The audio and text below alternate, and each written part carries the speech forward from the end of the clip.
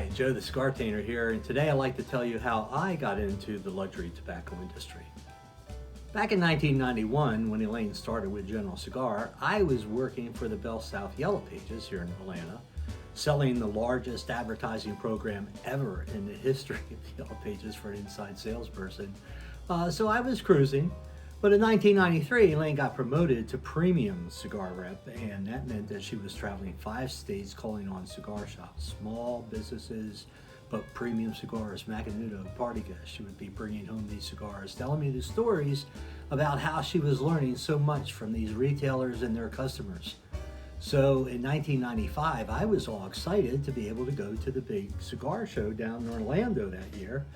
And all in all, I came out of that with the idea of making premium cigars ad specialties. I had been in the ad specialty business back in PA, where we're from, and I thought that would be a marvelous idea. Well, guess what? There were no good cigars to be had because there was a boom going on. So it was very difficult for me to get cigars, any kind of good quality cigars. But then I finally met Bob Ciata of El Sol Cigars in Ybor City, and he decided that he would carve out some inventory for me.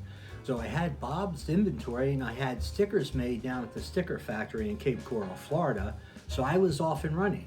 By February, I had my first client, a restaurateur by the name of Tony LaRocca, who went on to become one of my best friends ever in life.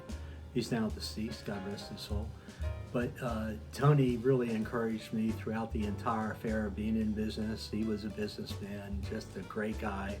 And then I had a little ad in the Yellow Pages, and that led me to meet the Bartons, Stuart and Jerry. Well, they had big plans for a brand that they call Classico de Continental, and they wanted me to get all the cigars for them. Well, like I said, the boom was going on, so it was very difficult. I was getting cigars from this distributor, that distributor. One time at Santa Clara, Lou Rothman had to release a order for me so that I could supply this customer some very important cigars for a big event that they were having. It was not easy. I went to the Dominican Republic in hopes of finding a manufacturer down there that would make cigars for us directly. I thought I had somebody, didn't work out. Went back again with my 2 sons this time.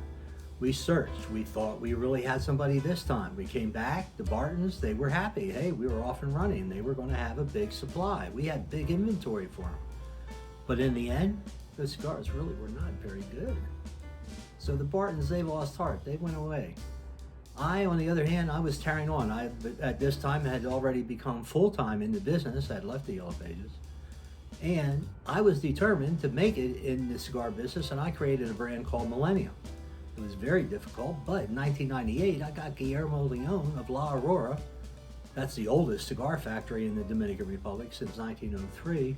And Guillermo agreed to make cigars for me for my private label cigars and a line of Millennium, my blue line. And it was great. I was off and running. I was the happiest guy in the world. Then a mutual friend introduced us to hankykeller, the maker of Davidoff cigars. Whoa, boy, worldwide famous. Are you kidding me? He agreed to make cigars for us. You can see here in the 1999 trade show, the RTDA that had become the IPCPR, each one of them in our booth discussing our plans for Millennium and how Elaine, as our national sales director, was going to go out and put that cigar brand in a lot of stores, and she did so in more than 120 cigar shops. It was phenomenal. But it's very expensive to have a brand of cigars, especially if you're a small mom and pop like we were. So even though Elaine did such a great job with it, we couldn't afford the brand. So we turned it over to a distributor, and eventually it went away. But at the same time, I had private label business, and some of my clients were asking me if I could bring a cigar roller to their events. Well, there was a guy in Atlanta named Frank, and he was a major in the U.S. Army Reserves, but he was also a cigar maker. He had his own brand of cigars, and he could do cigar rolling events in and around Atlanta. He was limited in terms of his travel, so he really couldn't go places with me. So I ended up hiring cigar rollers all over this country, and I learned really quickly that not all of them were anywhere close to being as good as Frank. Then Frank got transferred out to California, and he finally realized that maybe he couldn't do anything for me anymore, but he had met a young Cuban guy, and he turned me on to George. And in 2001, I started doing events with George, and the rest is history. You'll hear about him more in another video, but he turned us on to the Cuban style of making cigars. Now, all of our previous education had been with regard to the Dominican style, so we learned so much from George. Learned from all those other cigar rollers too, but we really learned from George. And I had these clients that they wanted these national tours. I took George around the country. Ingrid, his wife, around the country. It was just fabulous. Had enough material to write a book.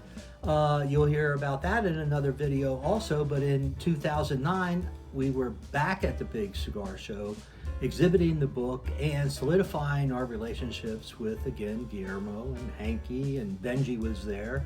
But also, you know, we know the Tiranos. We know the Perdomos. Luis Sanchez and his family, I mean, just phenomenal people. Benji, like I said, was there, but we also, Rocky Patel, we know Rocky, and how about the Fuentes? So we know the people in the industry, and of course there is Jorge of Tobacconist University, of which I am a certified tobacconist. We know a lot. We know a lot about cigars. We know a lot about the luxury tobacco industry, and we know the players in that industry. So if you're looking for passionate professionals who are industry connected for your cigar stations, then I do hope that you contact me. You can hit reply to this email. You can schedule a call with me. You can call me right now. I'm here. Let's talk. Let's figure out a way how your cigar stations can have top-notch professionals and your VIPs can have interactive fun at your cigar stations. So I hope to hear back from you soon. And in the meantime, this is Joe the Cigartainer wishing you long ashes, baby.